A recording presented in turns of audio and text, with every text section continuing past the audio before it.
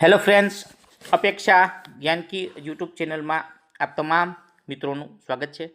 મિત્રો, સીઈટી જે પરીક્ષા છે ધોરણ 5 માટે, અને એમાં મિત્રો આપણે આસપાસના ટોપિકને સમજીએ છીએ. તો આજે આપણે 7મો પાઠના પાણી સાથેના પ્રયોગો ખાસ સમજીશું. મિત્રો, આ પાઠ તમે પાઠ્યપુસ્તક હોય તમારી પાસે તો એકવાર રીડ કરજો. ખૂબ અગત્યનો પાઠ છે ને ઘણા બધા બાબતો આ પાઠમાંથી સમજવા જેવી છે. કઈ વસ્તુ પાણીમાં તરે છે, કઈ વસ્તુ પાણીમાં ડૂબે છે, આ એક કોન્સેપ્ટ છે. બીજો મિત્રો, આ પાઠની અંદર મૃત સરોવરની વાત કરવામાં આવી છે. મૃત સરોવર ખાસ ક્યાં આવેલો છે એ બધી બાબતો વિડીયોમાં આપણે ચર્ચા કરવાના છીએ. તો પહેલાં મિત્રો વિડીયોને શેર કરો. પહેલો પ્રશ્ન, લોખંડની ખીલી પાણીમાં ડૂબી જાય પણ લોખંડનું બનાવેલું જે જહાજ છે પાણીમાં તરે છે, તેનું મુખ્ય કારણ શું? તો મુખ્ય કારણ મિત્રો એ હોઈ શકે જહાજ વજનમાં હલકું હોય છે. તો કે ના, આ પ્રશ્નનો જવાબ એ નહીં આવે. જહાજ તેના વજન કરતાં પાણી વધુ ખસેડે છે. તો આ કદાચ વિચારીએ કે આ હોઈ શકે. અત્યારે આપણે સાઈડમાં રાખીએ. પાણીમાં હવા ભરેલી હોય છે, તો મિત્રો એ વાત પણ જોઈએ. ખીલીમાં હવા ભરેલી હોય છે, મિત્રો આ ખોટું છે. જહાજ લાકડાનું બનેલું છે. તો મિત્રો અહીંયા બે જવાબ આપણે નજીક જઈ શકીએ, એક આ અને આ. મિત્રો, જહાજ ભલે લાકડાનું છે પણ એનાથી પણ વધુ નજીક શું છે કે એનો જે આકાર આ રીતે, મિત્રો જહાજનો આકાર આ રીતે હોય છે, હોડી આપણને ખ્યાલ છે, અને એ પાણી ખસેડે છે. જેમ જેમ પાણી ખસેડતું જશે એમ આગળ વધે છે, માટે એમ કહેવાય છે જવાબ બી આવે. એનો આકાર એ રીતનો છે એટલા માટે. ઓકે. બીજું, ઈંડું સાદા પાણીમાં ડૂબી જાય પરંતુ પાણીમાં શું ઉમેરવામાં આવે તે તરવા લાગે. મિત્રો, આ પાણીની આપણી પાસે વાટકી ભરેલી હોય અથવા આ બીકર હોય, પાણીથી ભરેલું હોય, અને એમાં શું નાખીએ કે આ ઈંડું છે એમાં ઉપર તરે. શું કીધું છે? તરે. મિત્રો, તો એના માટે પાણીમાં શું આપણે મિશ્રણ કરવું પડે કે ઈંડું તરે? તો મિત્રો, ખાંડ, મીઠું, તેલ કે લીંબુનો રસ. તો આ પ્રશ્ન ખાસ સમજવા જેવો છે. મિત્રો, આની અંદર મીઠું નાખશું ને તો પાણીની ઘનતા અલગ થશે અને બદલાશે. માટે છે મીઠું નાખવાથી ઈંડું છે એ તરવા લાગે છે. તો જવાબ આવશે બી. મૃત દરિયામાં કોઈ વ્યક્તિ ડૂબતી નથી, કારણ કે મિત્રો મૃત સરોવર, પહેલાં તો આ ક્યાં આવેલો છે એ તમારે મને કોમેન્ટ આપો. મૃત સરોવર ક્યાં આવેલો છે? પાઠ્યપુસ્તકમાંથી જોઈ મને કોમેન્ટમાં જવાબ તમે લખો. ખાસ બાળકો તમે લખો. ઓકે. તો કે ત્યાં ખૂબ જ પાણી ઠંડુ હોય છે, ખારું હોય છે, માછલીઓ નથી કે તે પાણી ઓછું છે. તો આ એક સિમ્પલ સાદો જવાબ છે મિત્રો. ત્યાં પાણી ખૂબ જ ખારું છે. મૃત સરોવર ઓકે ખારું છે, જેથી કરીને કોઈ પણ વ્યક્તિ ત્યાં જાય છે તો ડૂબતો નથી. ઉપરથી મિત્રો પાણીમાં જેમ આપણે પગ મૂકીએ તો ડૂબી જાય, અહીંયા ડૂબતા નથી, કેમ કે એટલું બધું ખારાશવાળું પાણી ભરેલું છે. પાણીમાં ખાંડને ઝડપથી ઓગાળવા તમે શું કરશો? મિત્રો, પાણીની અંદર તમે આ ગ્લાસ પાણીનો ભર્યો છે, એની અંદર મિત્રો આ ખાંડને ઝડપથી આપણે ઓગાળવી હોય તો આપણે શું કરીએ? એને ફ્રીજમાં મૂકશું, ગરમ કરી હલાવવાનું, ખાંડને આખી રહેવા દેશો કે ખાંડમાં તેલ ઉમેરશો?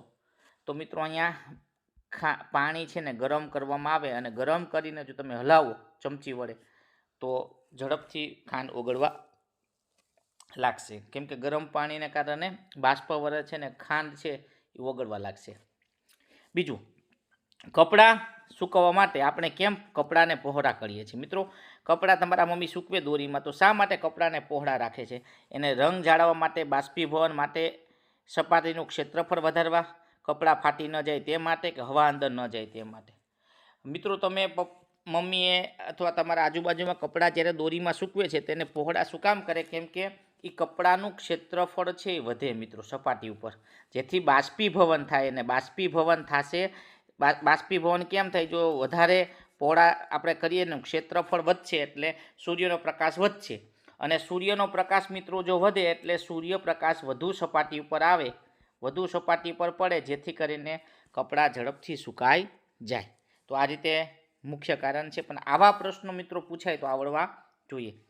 નીચેનો કયો પદાર્થ પાણીમાં ઓગળતો નથી? મિત્રો, ઓગળતો નથી દ્રવ્ય, કોઈ દ્રવ્ય અથવા પદાર્થ જે પાણીમાં ન ઓગળે. મીઠું, રેતી, સાકર કે દૂધ? આ તમારે મિત્રો જવાબ આપવાનો છે. હોમવર્ક માટે આ પ્રશ્ન આપું છું ને તમારે જ નક્કી કરીને કરવાનું રહેશે. એટલે આનો જવાબ તમારે આપવાનો છે. આ પ્રશ્ન ખૂબ સરસ છે. થોડાક કલાક પહેલાં રકાબીમાં પાણી હતું, પાણી ગાયબ થઈ જાય, આ પ્રક્રિયા કયા નામે કહેવાય?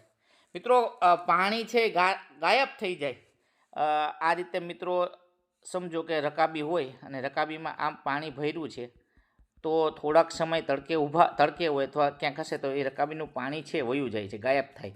તો ગાયબ થવાનું મુખ્ય કારણ છે બાષ્પીભવન. બી આપણો જવાબ, બાષ્પીભવન. મિત્રો ખાસ યાદ રાખજો, બાષ્પીભવનના કારણે મિત્રો પાણી ગાયબ થાય છે. બાષ્પીભવનના કારણે જ મિત્રો વરસાદ પણ પડે છે, તો ખૂબ જરૂરી છે. દાંડી કૂચ, મિત્રો ગાંધીજીએ દાંડી કૂચ કરી તે કયા કાયદાનો ભંગ કરવા? જમીનનો, મીઠાનો, ખેતીનો, કપડાનો? તો મિત્રો ગાંધીજીએ મીઠાના કાયદા માટે દાંડી કૂચ કરી. પણ કઈ સાલમાં? આ એક પ્રશ્ન તમને પૂછું છું મિત્રો, કોમેન્ટ આપજો. કઈ સાલમાં દાંડી યાત્રા કરી? ને આ જ પ્રશ્ન મિત્રો સૈનિક શાળામાં પણ પૂછાણો. હમણાં સૈનિક શાળાની એક્ઝામ હમણાં ગઈ ત્યારે પૂછાણું, દાંડી કૂચ કઈ સાલમાં ગાંધીજીએ કરી હતી? તો આ પ્રશ્ન ફરીવાર તમને પણ પૂછું છું. ખાસ દાંડી કૂચ મિત્રો ખૂબ અગત્યની, આનો અલગથી આપણે વિડીયો એક મૂક્યો છે, તમે જો યુટ્યુબની અંદર પ્લેલિસ્ટમાં જાઓ, અપેક્ષા જ્ઞાનકી કરી દાંડી કૂચ લખશો તો આખો વિડીયો તમને સમજાઈ જશે. જ્યારે તમે પાણીમાં તેલ નાખો ત્યારે તેલ પાણીમાં કેમ તરે છે? મિત્રો આ તેલ પાણીમાં તરે છે એનું કારણ શું?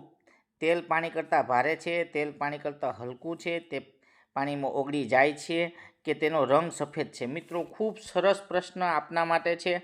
શા માટે તેલ છે મિત્રો? તમે ટ્રાય કરજો, તમે માથામાં નાખવાનું તેલ હોય કે ખાવાનું તેલ હોય, પાણીમાં નાખો તો તરે છે.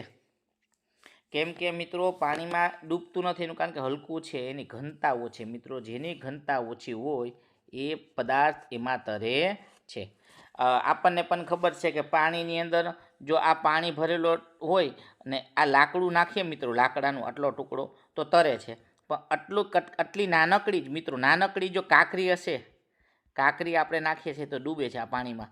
આ ડૂબવાનું કારણ કે પાણી કરતાં કાંકરીની ઘનતા શું છે?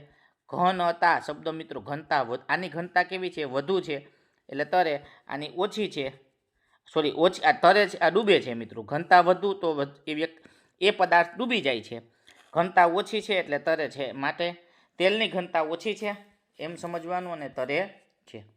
ત્યાર પછી છેલ્લો, જો તમે પાણી ભરેલી ડોલમાં સ્ટીલની